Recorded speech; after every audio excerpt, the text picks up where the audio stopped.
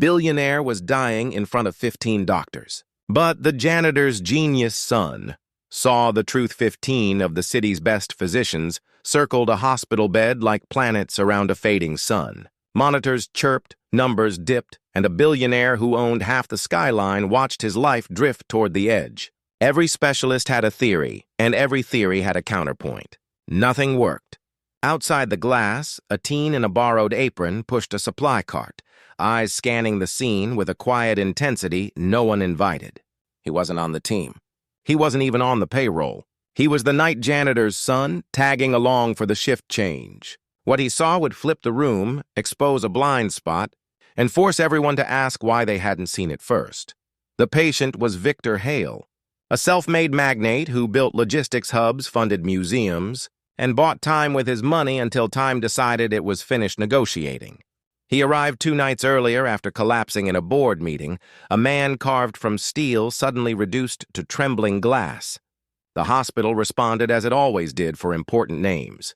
VIP suite, senior consultants, a parade of white coats, and clipped steps. They ran scans that looked at him atom by atom. They dripped rare drugs into perfect veins. They debated emboli, toxins, and obscure infections. Each new test bloomed another page in his file while his energy thinned like winter light. Downstairs, Maurice Lewis mopped hallways he knew by heart. He'd taught his son Caleb to keep a rhythm with the work. Long pulls, short rests, notice everything. Caleb, 14, wore curiosity like a second skin. He loved puzzles, built little sensors from thrift store parts, and read medical cases the way other kids read comics. Tonight he waited for his dad to sign a form. Standing near the VIP corridor with his backpack strapped on and a mind that wouldn't stop chewing on patterns. Through the glass of Victor's room, Caleb noticed movement that didn't match the words he couldn't hear. Heads nodding to a plan, but hands hovering, uncertain. The monitors showed spikes he'd seen in online case studies, the sort that came and went with posture, temperature, and diet. He also saw a small detail everyone else ignored, a white wristband printed with a routine label, and an unopened bottle of a familiar juice on the tray, likely sent by some well-meaning assistant. None of it meant proof. It meant a riddle. And riddles, he believed, were only stubborn until someone asked the right question. Caleb followed his father to the supply room, but the problem tugged his sleeve. He replayed the monitor pattern from memory: oxygen dips during rest, shallow peaks when the patient turned toward the left, a peculiar tremor that synced with the IV pump's cycle. 15 experts had called it atypical, which was a doctor's way of saying the data offended their expectations. He thought about the juice. He thought about the VIP floor's little courtesies, the warm towels, the complimentary snacks, the daily bouquets. He thought about the wristband. Not the standard printed one, but another, slimmer band, pale beige, with tiny raised dots that matched none he had ever seen in hospital stock. It looked like the kind you get in a private clinic, a wellness spa, or a boutique gym, places where health and status mingle. Caleb ducked into the staff library where a wall of medical journals guarded a quiet computer. He searched terms he'd memorized: intermittent hypoxia, delayed anaphylaxis, alpha-gal, mast cell flare, hidden triggers and supplements. He scanned an article about silver-infused water causing trace metal toxicity, then another on energy drinks elevating lactate in undiagnosed metabolic disorders. Each possibility opened a door, but none led into Victor's room.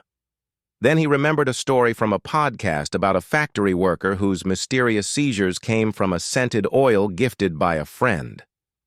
The oil was pure, the label said, but the cap was plated with nickel. The worker had a severe nickel allergy. His sweat carried ions from skin to bloodstream. Caleb looked again, in his mind, at Victor's room. The IV stand, the bed rails, the sleek gray call-button pendant lying against his chest. Modern, brushed metal, premium. He didn't have credentials or a badge, but he had observation. He asked his dad for 5 minutes. Maurice gave him that look, the one that measured the weight of a black father's caution against the hope in his son's eyes. He nodded once. 5 minutes. Caleb returned to the corridor. A cluster of physicians was exiting, their discussion thick with Latin. He kept to the edge. The nurses prepped another medication. Victor lay on his side, one hand resting near the call pendant. The pendant's chain gleamed against the fabric of his gown, and where it touched skin, there was a faint ring, almost invisible, like the outline of a coin left on wet paper. He'd seen that ring before, on his aunt's wrist after she wore a cheap bracelet on a hot day. Nickel, chrome, contact dermatitis, but deeper. In rare people, contact plus microabrasion plus sweat could leach ions, stirring an immune storm. If Victor also had a hidden sensitivity, say, to a carbohydrate from red meat that triggers delayed reactions, his whole system could be flipping between two alarms that masked each other's cause. Caleb traced the timeline. Collapse after a catered lunch. A recovery when sedated. Spikes when turned toward the pendant. Drops when the IV cycle is aligned with restless movement. A hidden allergy plus metal-induced inflammation could explain why nothing standard worked. It was a pattern made of two invisible threads. He needed proof that any adult would respect. He couldn't march into the room and make a claim. He could, however, collect a tiny clue that said, "Look closer." He borrowed a cotton swab from a friendly nurse, a nurse who always smiled at his questions, and asked if he could clean the call pendant for the patient's comfort. She shrugged, grateful for the help, and buzzed him in with a reminder to keep his gloves on. Inside, the air smelled like citrus and antiseptic and something sweet from the untouched juice. Victor's breath rasped. The monitors blinked. Caleb gently lifted the pendant and saw the faint ring again. He swabbed the underside where metal met chain, then glanced at the brand etched on the back.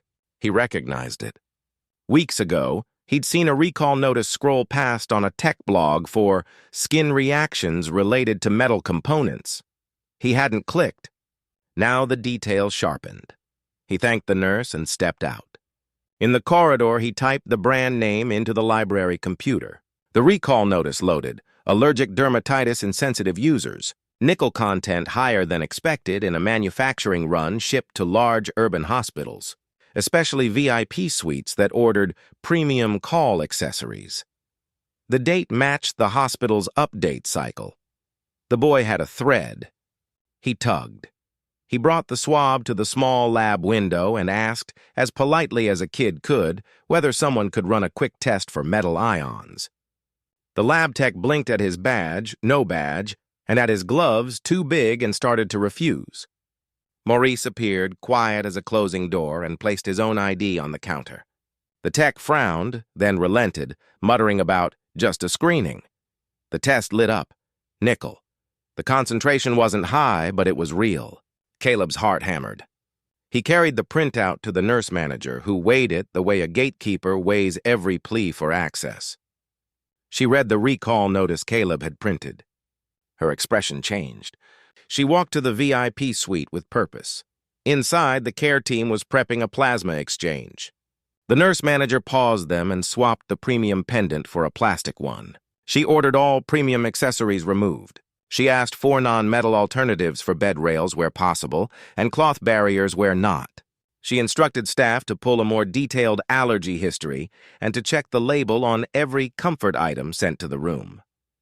The physicians hesitated, some bristling at the interruption, but the manager had authority they respected.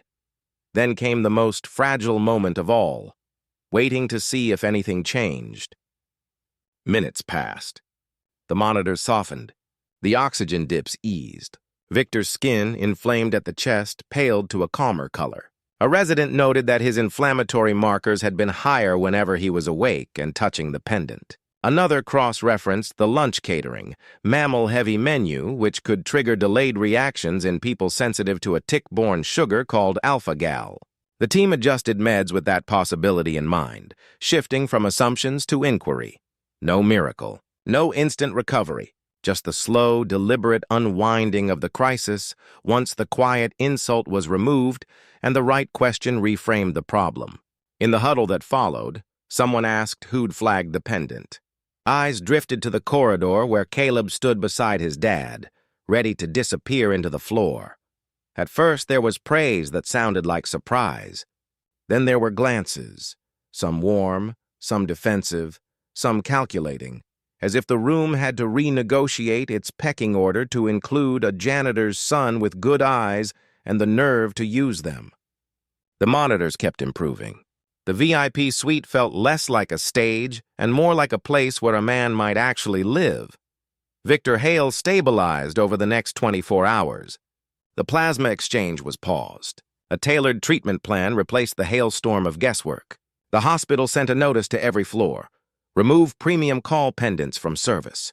Facilities logged the rails for replacement. Risk management drafted a recall protocol the way they should have the first time.